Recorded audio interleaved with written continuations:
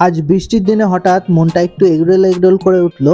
আজ সন্ধ্যাবেলা থেকে এত বৃষ্টি হচ্ছিল যে বাইরে বেরোনোর উপায় নেই, তাই ভাবলাম এগরোলটা বাড়িতেই বানিয়ে নিই আর এই রেসিপিটা তোমাদের সাথেও শেয়ার করছি। সবার প্রথমে এগরোলের রুটি করার জন্য ময়দাটা ভালো করে মেখে নিলাম। আমি 5টা মতো এগরোল করব, সেই জন্য 5টা ভাগে ভাগ করে নিলাম। এবার আমি সবকটা রুটি ভালো করে বেলে নেব। এবার রুটিগুলো হালকা করে সেঁকে নেব। এই যে আমাদের এগরোলের রুটিগুলো সব সেঁকে নেওয়া কমপ্লিট। এবার আমাদের এগরোলের মেন প্রসেসটা শুরু হতে চলেছে। তো এবার একটা ডিম ভেঙে ওর ভেতরে হালকা লবণ দিয়ে ডিমটা ফেটিয়ে নেব।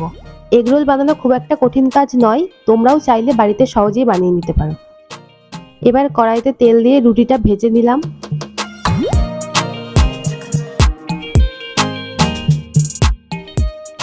এবার ফেটানো ডিমটা রুটির উপরে দিয়ে রুটিটা উল্টে দেব।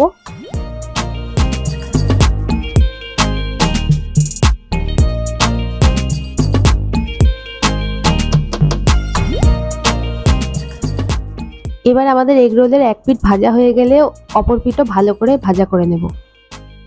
তো আমাদের এগরোল ভাজা হয়ে গেছে, আর এগরোলে দেওয়ার জন্য শসা, পেঁয়াজ আর কাঁচা লঙ্কা আমি আগে থেকেই কেটে নিয়েছিলাম। এগরোলে দেওয়ার যে বাটার পেপার হয় সেটা আমাদের কাছে ছিল না বলে আমরা A4 পেপারই কেটে দুভাগ করে নিয়েছিলাম।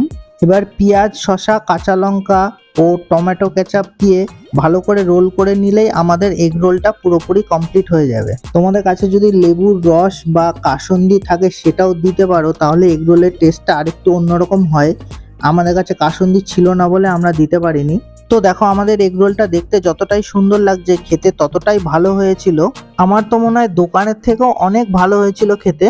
তো আমাদের এই ছোট্ট ভিডিওটা ভালো লাগলে অবশ্যই লাইক, শেয়ার করো আর সাবস্ক্রাইব করে সঙ্গে থেকো এই ধরনের ভিডিও আরো দেখার জন্য। আজকের জন্য এটুকুই।